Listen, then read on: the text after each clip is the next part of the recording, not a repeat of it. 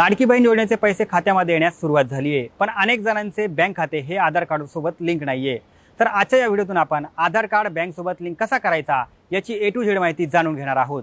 नमस्कार, मी सलमान शेख आणि आपण पाहताय कामाची गोष्ट क्रमांक 13 ABP माझावर। सर्वात आधी आपण आधार कार्ड लिंक आहे की नाही हे चेक करूया। त्यासाठी आपल्याला गुगल वरती जायचं आहे। गुगल वरती इथे टाकायचं आहे माय आधार, त्यानंतर ही वेबसाईट आली असेल 1 नंबरची।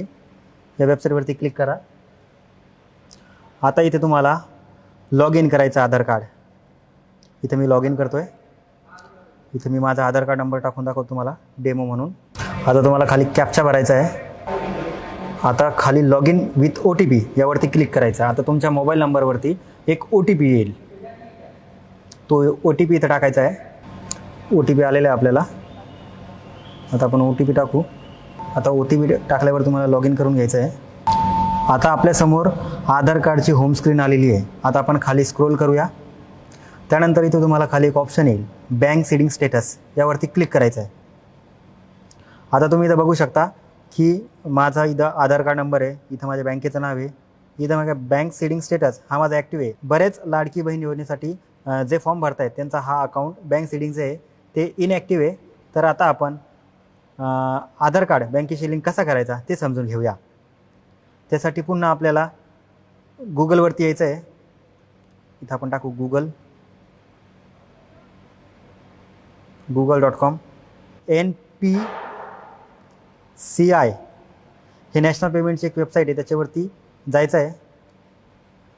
ही सर्वात वरती ती वेबसाईट आली असेल रिझल्टमध्ये npci.org.in, त्यावरती क्लिक करायचं आहे। आता त्यानंतर ही NPCIची होम स्क्रीन आहे, इथं खाली यायचं आहे। इथं कन्झ्युमर यावरती क्लिक करायचं आहे। आता कन्झ्युमरवरती क्लिक केल्यानंतर खाली तुम्हाला भारत आधार सीडिंग इनेबल यावरती क्लिक करायचं आहे। आता पुन्हा एक पेज ओपन होईल। हां, आता इथं तुम्हाला आपला आधार कार्ड नंबर टाकायचा आहे।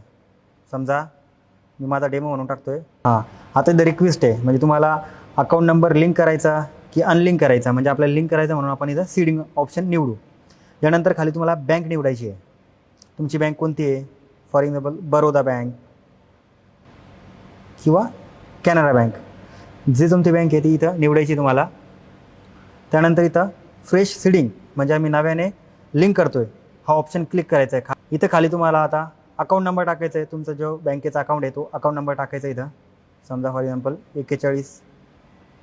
आता तुमचा अकाउंट नंबर कन्फर्म केल्यानंतर तुम्हाला इथं काही टर्म्स अँड कंडिशन आहे त्यावरती क्लिक करून घ्यायचं आहे। ते पूर्ण एकदा वाचा।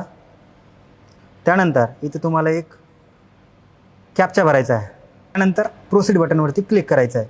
आता इथं पुन्हा तुम्हाला टर्म्स अँड कंडिशनला ॲक्सेप्ट करून ॲग्री अँड कंटिन्यू करायचं आहे।